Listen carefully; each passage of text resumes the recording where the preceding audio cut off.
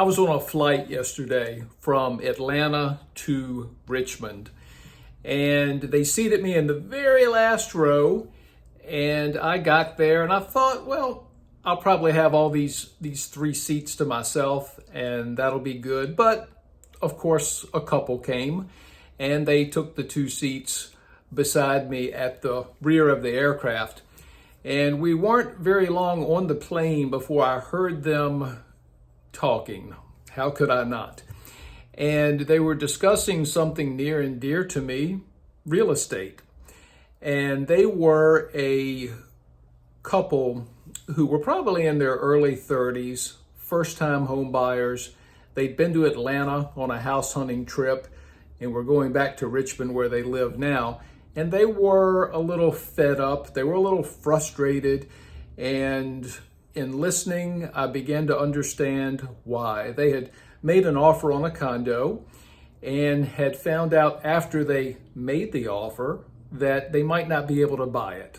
And it's not because they don't qualify for financing, not because of anything that they've done, but their real estate agent found out that that particular condominium did not qualify for VA financing. It wasn't VA approved. And that's what they're getting, a VA loan. And they were frustrated because they were thinking, well, the agent should have known that. We've gone through a lot. We have made an offer, we've made a deposit, and now we're being told that we probably won't be able to buy it. Not only that, but they found out that the monthly association dues were about $100 higher than they had been told. Very frustrated with their real estate agent. Now, I couldn't keep silent, right?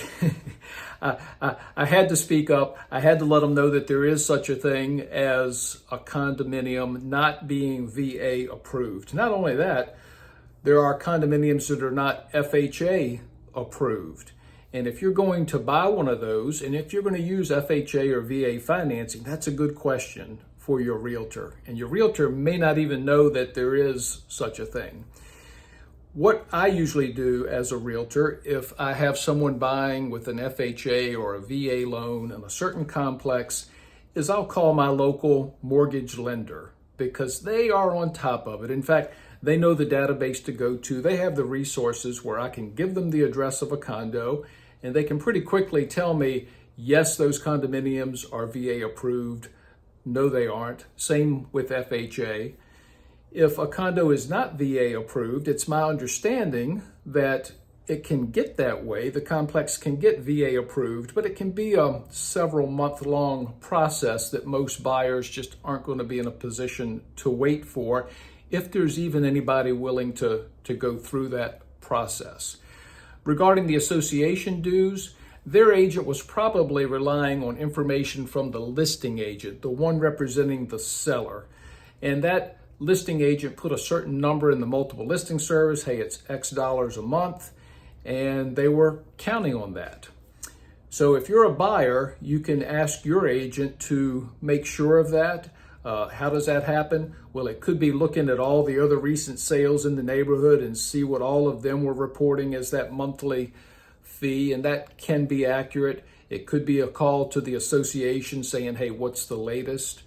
And in Virginia, if you buy a house in a neighborhood like that, the seller's required to give you a disclosure packet, the latest and greatest from the association, clearly outlining what the monthly fees are. And you've got 3 days where you can back out of the contract if it's not consistent with what you were told or if there's anything in there that you're not comfortable with.